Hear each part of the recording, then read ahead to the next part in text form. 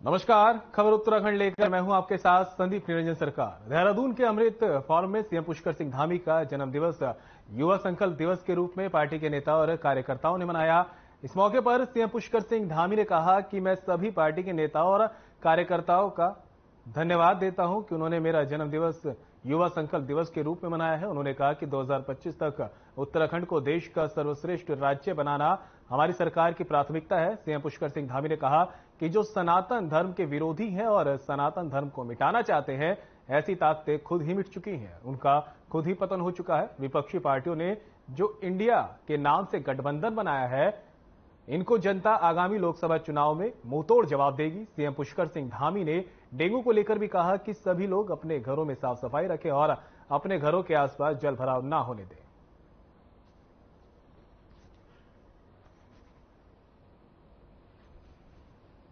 आज जो रक्तदान और आप सबका यहाँ पर एकत्रीकरण हुआ है, उस कार्यक्रम में अभी आप लोगों ने जिसको सुना, आप सबके अभिभावक के नाते लगातार क्षेत्र को आगे बढ़ाने का जो काम कर रहे हैं, अभी आपने देखा एक लंबा चौड़ा उन्होंने यहाँ पर मुझसे घोषणाओं के लिए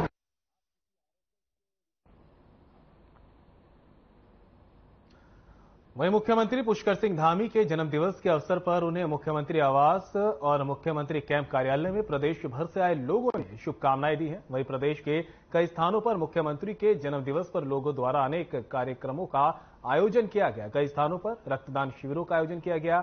दरअसल मुख्यमंत्री पुष्कर सिंह धामी के जन्मदिवस को प्रदेश भर में युवा संकल्प दिवस के रूप में मनाया जा रहा है। इस अवसर पर कई कार्यक्रम भी आयोजित किए जा रहे हैं। वहीं मुख्यमंत्री ने सभी का आभार प्रकट करते हुए कहा कि जन्मदिन के मौके पर लोगों का इतना प्यार पाकर वे अभिभूत हैं।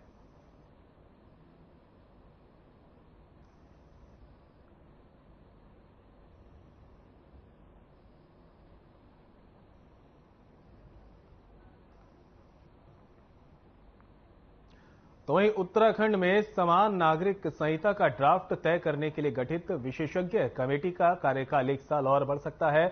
कमेटी का कार्यकाल आगामी 28 सितंबर को समाप्त हो रहा है। प्रदेश सरकार ने मई 2022 समान नागरिक संहिता का ड्राफ्ट तय करने के लिए रिटायर्ड जस्टिस रंजना प्रकाश देसाई की अध्यक्षता में 5 सदस्यीय कमेटी गठित की थी। इस पर कांग्रेस के प्रदेश प्रवक्ता शिषपाल सिंह बिष्ट ने कहा कि राज्य में अब तक समान नागरिक संहिता सरकार ने लागू किया है। सरकार किसी भी मुद्दे पर गंभीर नहीं है और केवल जनता का ध्यान भटकाने के लिए इस तरह के मुद्दे समय समय पर लेकर आती रहती है।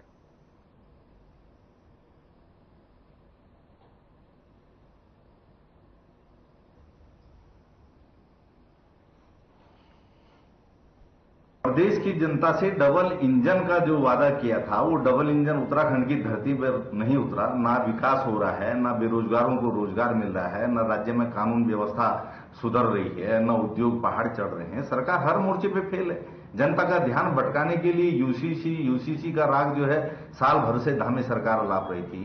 पीछे तो कहा जा रहा था कि जो है कमेटी की रिपोर्ट आ गई है, अब कहा जा रहा है कि कमेटी का कार्यकाल बढ़ाया जा रहा है। तो आप इससे अंदाजा लगा सकते हैं कि सरकार कितनी गंभीर है। केवल मुद्दों से ध्यान भटकाने के लिए इस प्रकार के शिवगुफे जो है धामी सरकार छोड़ती रहती है। अब जनता भी जो है सरकार की कथनी करने का अंतर समझने लग गई है और इनका चाल चरित्र चेहरा अब जनता के सामने है। ये किसी भी मुद्दे पर गंभीर नहीं है, केवल ध्यान भटकाना मुद्दों से इनका मकसद है। तो देहरादून से आपको एक खबर बता रहे हैं, जहां पर विशेषज्ञ कमेटी का कार्यकाल बढ़ाया जा सकता है। आपको बता दें 1 साल और विशेषज्ञ कमेटी का कार्यकाल बढ़ाया जा सकता है, जिसको लेकर अब कांग्रेस सरकार पर भी हमलावर होती दिखाई दे रही है। कांग्रेस का कहना है कि सरकार मुद्दों से ध्यान भटकाने की कोशिश कर रही है।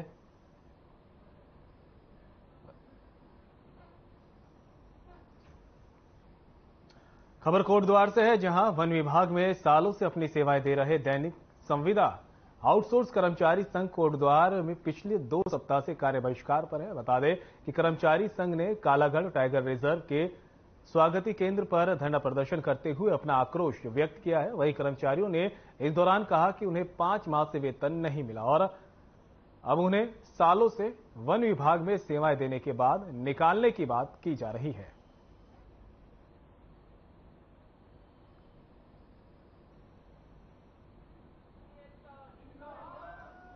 यहाँ पे सर लगभग सब 15 वर्ष से 10 वर्ष से कार्यरत हैं और इनको विगत 5 माह से वेतन नहीं मिला है। अभी एक 18 जुलाई को एक शासनादेश निकला है कि जिससे 08 के भुगतान पर रोक लग गई है। ये सभी कर्मचारियों का योगदान वन्यजीव सुरक्षा, अग्नि सुरक्षा, सांप रेस्क्यू और विभाग के अन्य कार्यों में रहता है और सभी लोग विगत कई वर्षों से यहाँ पे कार्यरत हैं। लेकिन सरकार के पास इनके लिए कोई नियमावली नहीं है कि इनका विनियमितीकरण हो सके और सबकी नौकरी पे आज संकट आया हुआ है और विभागीय अधिकारी, उच्च अधिकारी इस संबंध में इस पर कोई आदेश जारी नहीं कर रहे हैं।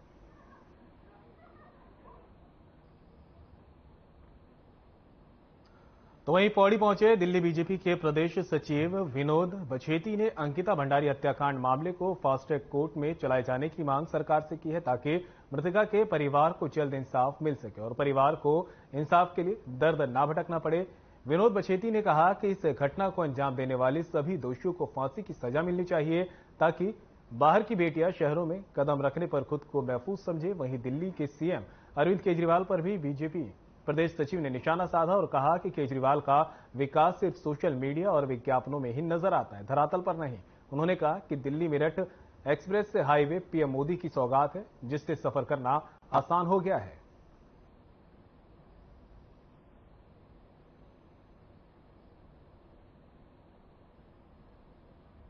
बहुत अच्छा आपका सवाल है कि देखो अंकिता भंडारी भी हमारी बच्ची है और किरण नेगी भी हमारी बच्ची है। और देखिए आप सभी मेरे पत्रकार साथी सामाजिक लोग समझ सकते हैं कि अंकिता भंडारी के लिए हमने स्वयं गढ़वाल भवन में हमने बैठक की थी। उस बैठक में कहा था कि देखिए जो भी दोषी है उस गरीब परिवार के साथ जो मार भी है ना, उनको पर कड़ी से कड़ी सजा होनी चाहिए। जैसे हम लोग किरण नेगी के लिए कहा था कि हमने देखिए किरण नेगी को तीनों दोषियों के लिए हमने दिल्ली की जो द्वारिका लोअर कोर्ट में फांसी की सजा, हम लोग लोअर कोर्ट से फांसी की सजा थी, तो अंकिता भंडारी के जो दोषी हैं उनको फांसी होनी चाहिए, उससे कम उनको बिल्कुल बख्शा नहीं जाना चाहिए। देखिए बच्ची रोजगार के उसमें गया, अगर उसको उस परिवार को न्याय नहीं मिलेगा तो कल हमारे जो लोग हैं बच्चियों को बाहर भेजना बंद कर देंगे। सजा होनी चाहिए, फास्ट ट्रैक कोर्ट में होनी चाहिए और अतिशीघ्र होनी चाहिए।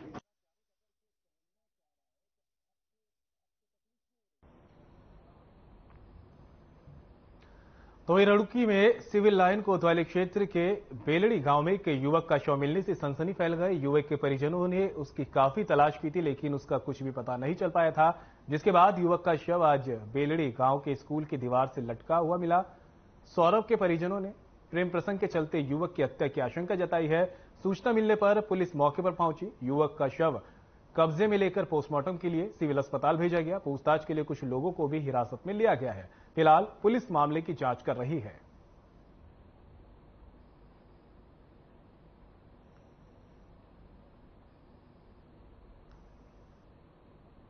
हम लोग तो दीवार पर टंगा दिया कच्ची गाँव को निदान रखी नीले कलर की, उसमें लटका हुआ।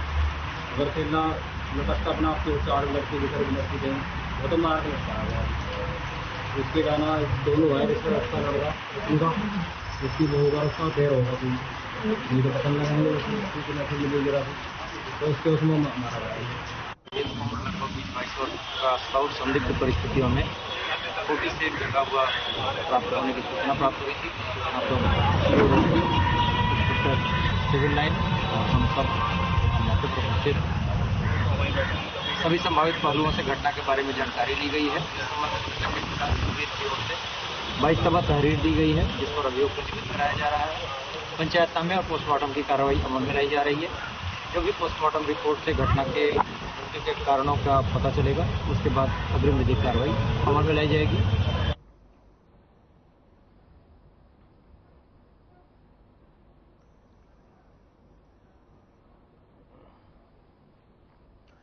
तो वही सरकारी विभागों में विभिन्न कार्यों को लेकर होने वाली नीलामी और टेंडरों में किस तरह से सांठगांठ कर चयितों को लाभ पहुंचाया जाता है, ऐसे एक मामले को लेकर आज डाकपत्थर स्थित सिंचाई विभाग के अवस्थापना खंड कार्यालय में ठेकेदारों ने जमकर हंगामा काटते हुए विभाग पर दबाव में काम करने और चयितों के लिए नीलामी प्रक्रिया को निरस्त करने का आरोप लगाया है। दरअसल परियोजना क्षेत्र डाकपत्थर में सिंचाई विभाग के अधीन सेंट्रल पार्क, कैंटीन और बोट हाउस पार्क को ठेके पर दिए जाने के लिए विभाग द्वारा बीती 28 अगस्त को समाचार पत्र में नीलामी के लिए विज्ञापन जारी किया गया, जिसके बाद विभाग ने नीलामी प्रक्रिया को अपरया कारणों का बहाना बनाकर निरस्त कर दिया, जिससे आक्रोशित ठेकेदारों ने आज अधिशासी अभियंता कार्यालय का घेराव कर जमकर हंगामा काटा।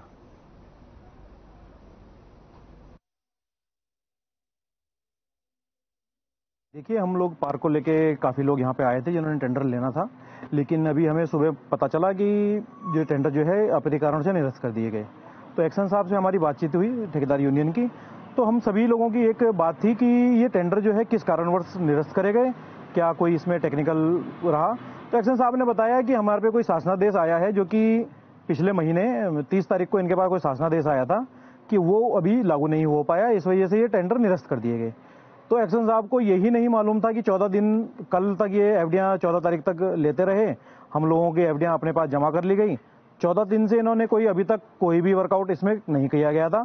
अब ये इन्होंने बताया कि आगे 21 दिन और मुझे चाहिए होंगे, उसके बाद ये टेंडर दोबारा प्रकाशित होगा। मुझे जानकारी मिली थी कि यहाँ पे जो विज्ञप्ति वाटर पार्क द्वारा विज्ञप्ति निकाली थी बहरात कैंटीन के लिए और एक दूसरी सेंट्रल पार्क कैंटीन के लिए। इसमें इन्होंने आज की डेट नियत की है और 3 नंबर भी बता रहे हैं कुछ लोग, और ऐसी जानकारी मिल रही है कि इनके द्वारा आज सुबह ही यहाँ पे विज्ञप्ति चस्पा की गई है। इस संबंध में मैंने भी एक्शन साहब से जानकारी ली है और उनका कहना था कि मुझे आदेश हुआ था कि इसमें किराए में बढ़ोतरी करके विज्ञप्ति दे दी जाए। ये है कि उसमें हमें ये लगा 5% वृद्धि का आदेश आया था, वो आदेश हमें मिला 6/9 को उधर दिमाग से संज्ञान से भी उतर गया।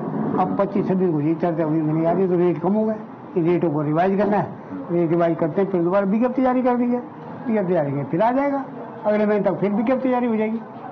तो सर 2 बार नहीं लगा, एक बार। अब देखो वो स्वतंत्र है, उस स्वतंत्र का ये उनके बारे में उनसे ये रिटोस होता है, क्यों कह रहे हो?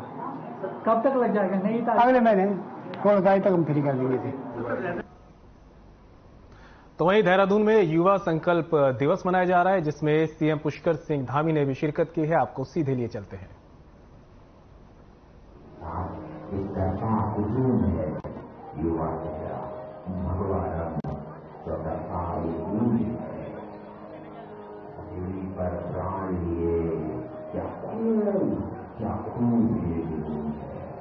आदर्श पथ गिरा दिखा तैयार सामान्य नागरिकता कानून है, तैयार सामान्य नागरिकता कानून है। दृढ़ निश्चय अपनी वाला ये वक्त है, वक्त था या खूब ये वक्त है, पहले एक वक्त था या खूब ये वक्त है। संकल्प लिया बेहतरी का तो नकल के विरोध में सोच बड़ी सख्त है। उत्तराखंड को विकास पर ले चला, विकास पर ले चला।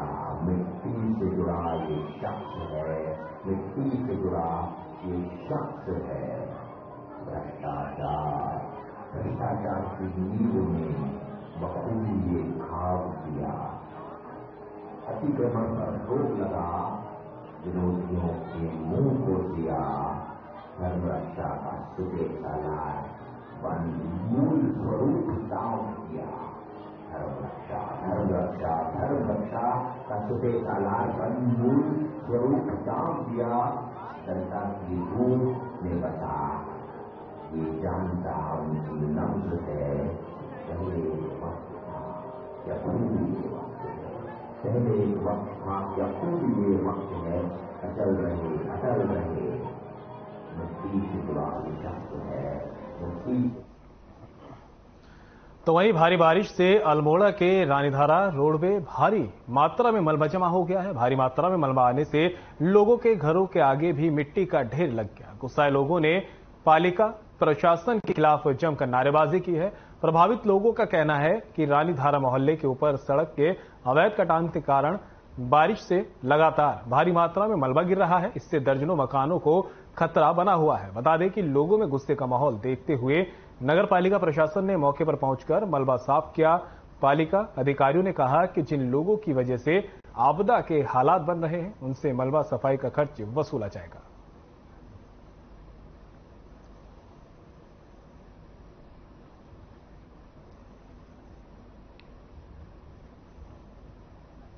जैसे देख सकते हैं ये नाला बहता हुआ लोगों के घरों में पानी घुस रहा था। उसके बाद हमारा प्रशासन नगर पालिका यहाँ पर पहुंचती है और केवल नाले को साफ करके यहाँ से चले जाती है। उसके बावजूद फिर ये मिट्टी आती है। पिछले भी बोर्ड बैठक का हमारे द्वारा यहाँ पर को बहिष्कार किया गया था। उसके बाद उन्होंने हमें आश्वासन दिया कि तुरंत इसको ठीक करवा दिया जाएगा। बीच में यहाँ डीएम साहब का भी दौरा लगा था, उन्होंने भी कहा ठीक करा दिया जाएगा। परसों की बोर्ड बैठक में भी हमने रानी धारा का विषय उसमें भी उठाया था, जो आपको देख सकते हैं कि उसमें भी हमारा ये विषय उठा हुआ था, लेकिन उसके बावजूद भी कुछ नहीं हुआ। कल की बारिश में आप जैसे कि देख सकते हैं, पहले से तो केवल ये 2-4 घरों में यहाँ पर जो 2-4 घर हैं केवल इन्हीं में मलबा घुसता था। आज नीचे लक्ष्मेश्वर तक इस मलबे की मार हो चुकी है और ये बहुत बड़ी जोशीमठ आपदा वाली स्थिति यहाँ पर को देखने को मिल रही है। देखिए, एक पैटर्न और देखा जा रहा है कि बरसात के समय में कुछ लोग अपना साल भर का जो निर्माण सामग्री है, विशेष तौर पर मिट्टी है, वो रोक के रखते हैं और यह भी संज्ञान में आया है कि भारी बरसात में उसको गोदान बचाने के लिए बहा दिया जा रहा है। पालिका द्वारा पालिका की लोगों से अपील भी है कि ऐसे लोगों के संबंध में हमको सूचना दें, उनका नाम जो है गोपनीय रखा जाएगा। ऐसे लोग यदि चिन्हित होते हैं तो उनके विरुद्ध हम वसूली की कार्रवाई भी करेंगे। जितना भी हमको मलबा उठाने में हमारा जो पैसा लगता है संबंधित से हम लोग वसूलेंगे।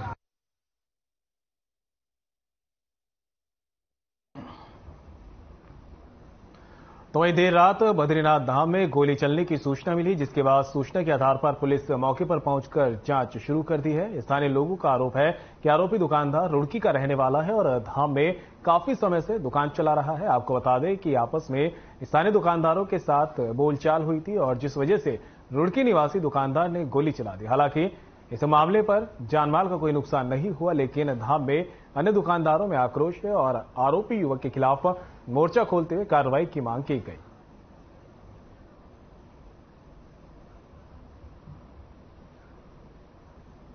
छोड़ना नहीं चाहिए, उसको ऐसी सजा मिलनी चाहिए।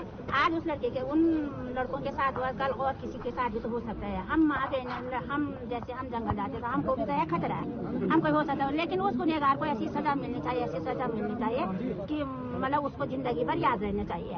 और उसको परमिशन किसने दी? वहाँ बद्रीनाथ धाम में तो गन रखने की परमिशन नहीं है। उसका जब शासन प्रशासन क्या करी यहाँ पे? शासन प्रशासन को ये होश होना चाहिए कि जो भी दुकान बाहर की दुकान है आ रही यहाँ पे तो उनका बायोडाटा लेना चाहिए पहले। कि वैसे तो जो है बड़ा चिंतनीय विषय है कि जो है क्या कहते हैं उसके लिए बद्रीनाथ में ऐसी दुर्घटनाएं नहीं होनी चाहिए थी। अगर जो है ऐसी दुर्घटना हुई है तो जिस व्यक्ति ने जो है बंदूक और जो भी उसके पास हथियार रहा होगा, उस हथियार से अगर उसने जो ऐसा कुछ लोगों को धमकाने की कोशिश किया है उसकी सजा उसको मिलनी चाहिए। जो है उसके तहत जो है वो आर्म एक्ट के तहत जो है पुलिस अपनी कार्रवाई करे और उसको जो है बंद करे, उसको सीज करे। झगड़ा ये विषय दूसरा है, झगड़ा आपस में हो सकता है, लेकिन कोई जो है इस तरह से अगर धमकाने की कोशिश करेगा तो ये बात बड़ी खराब हो जाएगी और बड़ी चिंतनीय विषय हो जाएगा। एक दूसरे को इसका जो है सह मिलेगी और आज उसने किया कल दूसरा अपराध करेगा।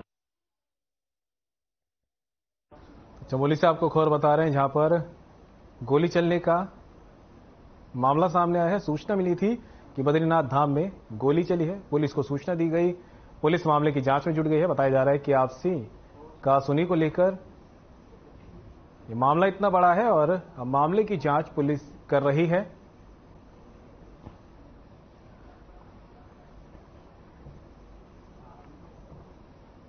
तो उत्तराखंड के मुख्यमंत्री पुष्कर सिंह धामी का जन्मदिन है। इस अवसर पर मुख्यमंत्री देहरादून के टपकेश्वर मंदिर पहुंचे, जहां उन्होंने पूजा अर्चना और भगवान शिव का जलाभिषेक किया। इस दौरान सीएम धामी ने प्रदेश की सुख समृद्धि और सभी लोगों के हितों की कामना की है। प्रदेश में सभी जगह मुख्यमंत्री पुष्कर सिंह धामी के जन्मदिन के अवसर पर बीजेपी में हर्ष की लहर है। जगह जगह कार्यक्रम आयोजित किए जा रहे हैं। इसी के साथ द्वाराहाट में भी बीजेपी कार्यकर्ताओं ने धामी के जन्मदिन को हर्षोल्लास के साथ मनाया।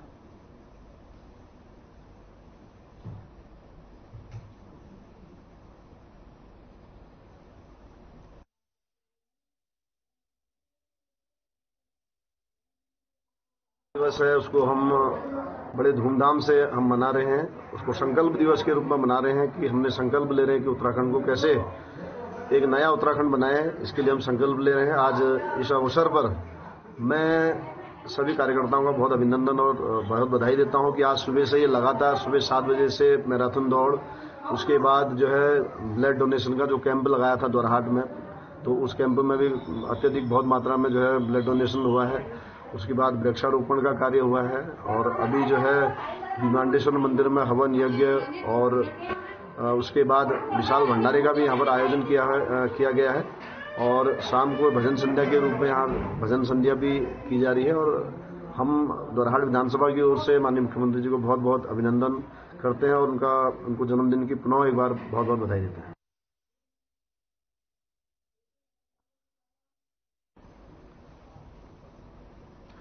तो वहीं उत्तराखंड एसटीएफ की टीम ने पारदी गैंग का गुल्लेबाज को गिरफ्तार कर लिया है। एसटीएफ के एसपी आयुष अग्रवाल ने बताया कि बीते साल हरिद्वार के रानीपुर क्षेत्र में चीता मोबाइल पर नियुक्त पुलिस के जवान पर गुलेल से हमला कर आंख फोड़ने वाला शातिर बदमाश गिरफ्तार किया गया। गिरफ्तार अपराधी का नाम विक्रम है, जो कि उत्तर प्रदेश के आगरा का रहने वाला है।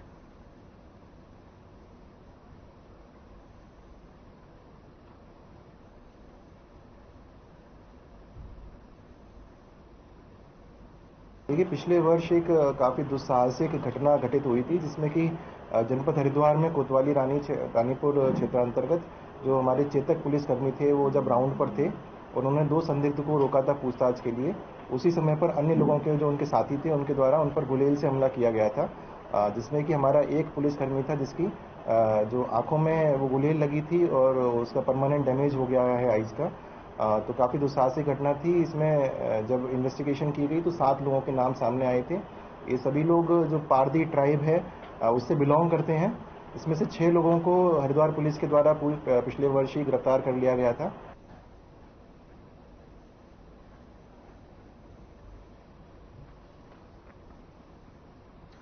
तो वहीं रुड़की सिविल लाइन कोतवाली क्षेत्र में पुलिस ने चेकिंग के दौरान 2 बाइक चोरों को गिरफ्तार किया है, जिनके पास से चोरी की 10 बाइकें और एक ई-रिक्शा बरामद की गई। आपको बता दें कि पुलिस को काफी लंबे समय से क्षेत्र में बाइक चोरी की घटनाओं की सूचना मिली थी। वहीं पकड़े गए आरोपी यूपी मुजफ्फरनगर के रहने वाले हैं। एसपी देहात का कहना है कि पकड़े गए आरोपियों के गैंग की तलाश भी की जा रही है। साथ ही दोनों आरोपियों का आपराधिक रिकॉर्ड भी खंगाला जा रहा है। वहीं आरोपियों से पूछताछ के बाद कोर्ट में पेश किया गया।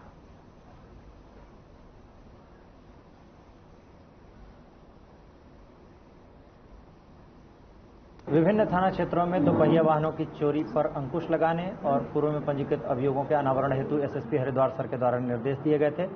उसी क्रम में सीओ रुड़की के निकट पर्यवेक्षण में और इंस्पेक्टर सिविल लाइन के नेतृत्व में टीम के द्वारा उल्लेखनीय सफलता हासिल करते हुए 2 अभियुक्तों आरिफ पुत्र शहीद निवासी खालापर मुजफ्फरनगर और अमजद पुत्र खलील निवासी मुजफ्फरनगर को गिरफ्तार करने में सफलता हासिल की गई, जिनकी निशानदेही पर 10 चोरी की मोटरसाइकिलें और एक ई-रिक्शा बरामद किया गया है। मुख्य रूप से ये लोग नशे के शिकार हैं और अपनी आवश्यकताओं की पूर्ति के लिए ये चोरी की घटनाएं करना इन्होंने स्वीकार किया। फिलहाल बुलेटिन में मेरे साथ इतना ही। दीजिए इजाजत। नमस्कार।